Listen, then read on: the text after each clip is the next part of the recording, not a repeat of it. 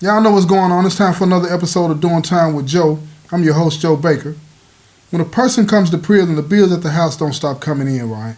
The spouse that gets abandoned is left to pick up the pieces and keep it moving. Most people find another job, maybe a part-time job, to make ends meet. It gets real hard to survive. For some people, when someone that was providing financial support is gone, it's like almost impossible for them to find a way to keep their footing, right, and keep it moving, especially if they have kids. In this episode, I'm going to tell you about this guy that I met that told me this story of how he convinced his girlfriend to become a prostitute to keep everything going in his own selfish way, right? Now, again, I want to emphasize in this story how a lot of people, when they come to prison, they continue to manipulate and have all of these selfish agendas and keep people caught up in their lifestyle, not because it's going to make their life better, but because it's going to make the individual that's in prison life better, right? So sit back, relax, and enjoy the show, right? This story is called My Swinging Wife.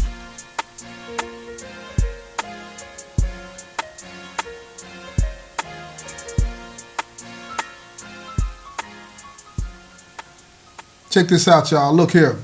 This guy I met not too long ago, he was telling me this story about how he was able to convince his wife to start, prostituting so that they could keep the lifestyle up that he and she had gotten accustomed to living, right, even though he was in prison.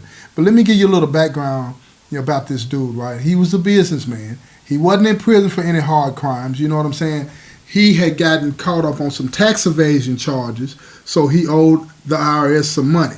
Now, he had federal charges and state charges. The state charges that he had, according to what he told me anyway, was that he got caught with a small amount of cocaine, not cocaine that he was out selling and trying to make money. This is just something that they would party with, right? Because him and his wife were swingers. Now, if you don't know what a swinger is, let me explain to you as best as I can understand based on what he told me, because, look here, y'all, I'm not a swinger. I don't share. You feel what I'm saying? Y'all know that if you've been listening to my shows, right? But here's the thing about swinging. It's according to what I was told anyway, right? I know a couple of people that say they swing, and So anyway, let me get into that, right? What happens when it comes down to swingers, right? And if any of y'all out there have any more information about that can enlighten my listeners about what swinging is, hey, hit me up in the comment section and let us know what that is, right, in detail, right? But here's what I was told about swinging. Basically, they have parties, and they'll pick a city that they're going to have these parties in, and they, for however they do it, they buy out the hotel. They buy out the whole floor of hotels are like 20 or 30 rooms or whatever the case may be. And the people that are going to attend the swinging party, they have to pay in advance. And when they pay in advance, that part of that money is put toward the purchase of the rooms that they're going to be using for their parties. They got one big room that they use, maybe like the ballroom at the hotels or whatever the case may be, where they usually have conventions. Everybody would get together, or they would meet in one of the bigger rooms that the hotel has, and they would all meet in these rooms, meet each other, get to greeting each other, and to figure out how they're going to pair up. Now, this husband and wife, well, boyfriend, girlfriend, more accurately, they would go to these parties, and he would hook up with another woman, she would hook up with another man, but they would always insist that he would always insist that they would be in the same room. And he would be having sex with whom he's having sex with, and she would be doing the same, right? Now, this went on for years. He said absolutely no problem. They never had any hiccups or anything like that. So I asked him, I said, did you ever develop any feelings for any of the women that you were with, while you were there with your girlfriend? And he was like, no, not really. And I was like, do you know if she had developed any feelings? And he's like, she didn't. So I asked him, I said, did you ever meet anybody outside of the parties, you and your wife, or your girlfriend, to engage in, what y'all do?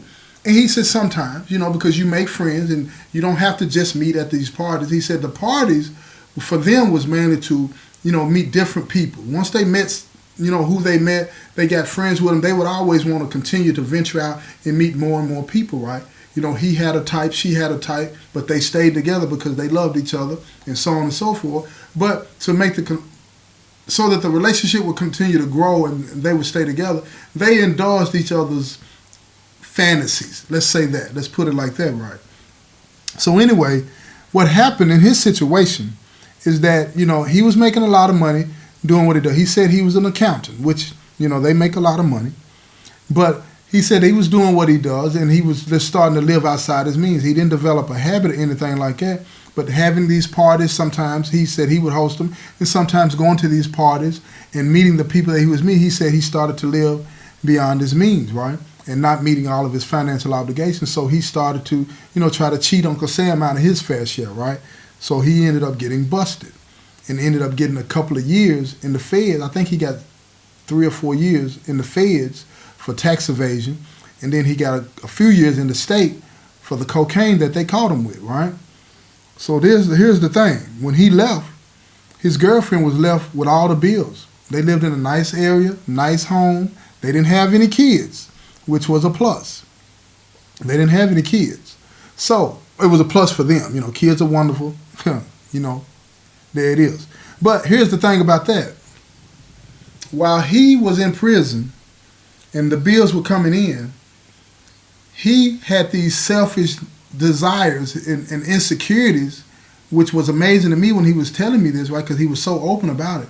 Because he knew that his wife had his girlfriend had a very active and very strong sex drive. And that he knew that she was not going to be faithful to him in the sense that she wouldn't be messing around with other guys. So he figured out a way to help her, in his mind, which is really about him, satisfy what she wanted sexually, plus to make money to get caught up and be ahead of the game when it came to these bills that he had or they had, so that when he did get out, then they would have a lot of money to be able to do what they wanted to do and go on with their lives. So here's how the conversation went when he was talking to her, because she was letting him know one day that, they had a lot of bills that were coming in, and she had no idea how she was going to pay them when the money that they had in their account ran out. So he told her about the things that go on in prison and how people make money and how he didn't want to get involved in that. You know what I'm saying? And she already had a job, but that one income was not making it. So he told her, he said, look, there are some things that we can do. We know a lot of people from, the parties that we used to host, the parties that we used to go to. He said, we know a lot of people. And he said, a lot of those guys, they still like you. So she was like, yeah, but what are you getting at? Do you want me to go to them and ask them for money and all of that kind of stuff? He was like, no, I don't want you to go to them and ask them for money. But if they still want to have sex with you, he said, why don't we charge them? And she said, so you want me to be a prostitute? He said, don't look at it that way. He said, here's the thing. I'm in here. I can't satisfy you in that way. Were you going to be faithful to me? And she fumbled and said, I'm going to try. She was willing to try, but she fumbled because she stuttered. And he knows what he's got. So he said, look, instead of us, being secretive about this, or you going out and having sex with these guys or anybody without me knowing, he said, why don't we just lay it on the table? Just put it all out on the table. And if you do it, let's get some money out of it. He said, I'll make all the arrangements. You go, you do, they pay, we good. And she was like, well, what happens if they don't pay? You're not here. He said, now what we going to do? He said, they're going to have to pay in advance. Just like we have to do when we host parties. You pay in advance, you show up, you do what you do, and then you leave. And she was like, oh, okay. So her being green to a lot of the things, that's going on, she was like, well, how are you going to get them to pay in advance? How are they going to get the money to me? You know what I'm saying? So he was like, okay, we'll put it on a debit card. Kind of like Cash App. But it wasn't Cash App then. It was some other type, a Green Dot or whatever. But he didn't tell me it was Cash App. Might have been Venmo, whatever it was. It's kind of like PayPal. They send the money in advance. So this is what he did. He told her to get all of the people that she had slept with, that she still had their contact information, and then they have a website where they can go on. She can get all of their names, get all of their contact information. And he said, this is what I want you to do. He said, you contact them. He said, you call them, and then I'll be the one to talk to them. And that's what he did. He went down the list and called them and saying, look, this is what we can do. This is what we're trying to do. Would you be interested? Would you be interested? He's talking to all of these men. It's like 30 or 40 guys. And and the majority of them were like, yeah. They liked her. They liked what they did when they were with her.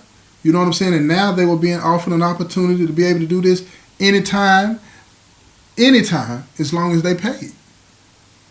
So keep in mind, as long as she was willing to go, they were willing to pay. So he would set these dates up, as he called them dates. He would set these dates up and then send her, and then she would go, and then she'd come back, and they made an agreement. She said no more than one a night. No more than one a night, except for when she was on her period. And if she was on her period, she just wanted to relax and so on and so forth. Right? So everything was going fine for a while. She's making plenty of money for him. They're living the life, The bills are getting caught up and all this and that. But guess what happened, like it always does in situations like that?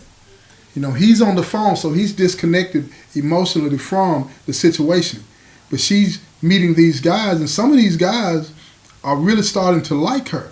So they're starting to come on in a very personal way beyond, just taking care of the business. So she's having these conversations with them, before the sex and after the sex that are way more about, what do you want to do later? Or can I take you out? And so on and so forth. So she ends up going out on a couple of dates with these guys without his knowledge. So somehow, I don't know how, because he really didn't want to go into detail, he told me that he found out that she was going out on dates that he didn't know about. They were taking her out to eat, taking her to the movies. She likes to go to New York to go to Broadway. A couple of the guys had taken her to Broadway, to see some plays and stuff like that. Because she was high maintenance. Let's call it what it is. She was high maintenance, and she liked that lifestyle. And she wanted to continue to do that. She didn't want to just be, the one that he sends out to go have sex, bring the money back, so he would be comfortable and the bills would be paid. He wouldn't lose the house. And by the way, that's the part that I left out. The house that she was staying in was in his name, so he wanted to make sure that was still being paid for. So she started to develop these feelings for a couple other guys that were treating her nice outside of just the sex, taking her on trips, vacationing, and stuff like that. So keeping everything on the table, when she confronted him with it or told him about it at visit, he told her that he already knew. Now, he tells me that he knew, but again, I question it because I don't know how he would have found out. How do you find out something like that when you're in prison and you don't have an independent way to check on things, right? So at the end of the day, she's at visit. She's trying to tell him that she's gone on a couple of trips with a couple of guys. She's gone to plays. They've taken her out to dinner and stuff like that. So guess what happened? You already know. He started to develop feelings about her being out, going out, separate from having sex with these guys. It's weird to me. It was weird to me when he was talking to me because I'm sitting here saying to myself, you don't mind that she's laying down with these guys for money, but what you do mind is that they're whining and dining her. They're taking her out, taking her on trips, stuff like that, taking her to see plays, the things that you can't do, but you have a problem with that. And he was like, yeah, this is what he told me why he had a problem with it. He said, those types of things are matters of the heart. Those types of things are separate from sex. And I had never heard anybody put it like that. You spending time with a woman, taking them out to eat, taking them on trips, things that he couldn't do. She would start to develop feelings, and he feared that she would leave him for them. He feared that she was going to start to feel love for them. Not just a physical attraction, but now a mental attraction, an intimate thing. That thing that would make her and them feel like a couple, what he couldn't do anymore. He couldn't take her out. He could help get money to pay bills, but he couldn't wine and dine her because he wasn't there. Now, he didn't have a lot of time. He would have been out in a few years, you know what I'm saying? But here's what happened. He started to mistreat her. He started to get more and more aggressive. Instead of lining up one person a night, he would line up 2 and 3. He started to really treat her like a prostitute. Started to treat her like a prostitute. He didn't want to give her time to be able to spend with other people. He wanted her to stay on her back. And that's what I want to touch on in this episode. Even when men that are involved with women that love them, even when we think that we're doing something that's beneficial, well, let me correct that, y'all. Most of the time, in situations like that, especially when you're dealing with in the criminal world, when a person tells you that this is going to help us, what they usually mean is going to help me. And that's what this was. He was totally willing to manipulate how she felt for him to get money to pay for the bills that he had created before he came to prison. He was totally willing to allow her to sleep with other men for money. He was totally willing to do that, and that's what happens to a lot of women. They find themselves in situations because they love the individual that they're with. And then they find themselves in situations where they're starting to question what's going on. And when you open the door to somebody mistreating you, even if you don't think you're being mistreated, because in my opinion, she was being mistreated when he convinced her to prostitute her body to pay his bills. That's what that was. He was manipulating and using and deceiving her, and he played on her love for him to do it. But when she started to develop these feelings for somebody else, he felt threatened. You want to know why he felt threatened? Because he knew if he loses her heart, he loses her. He didn't care nothing about loving her. And that's what I told him when I talked to him. I said, you didn't love her anymore. Because if you loved her, you would not have put her in a position like that. Because once you put her in a position like that, you told her you didn't love her. It just took her some time to figure it out. Because other people started to treat her the way you used to treat her. Take her out. Tell her how beautiful she was, how special she was. You started to see her as a sex object.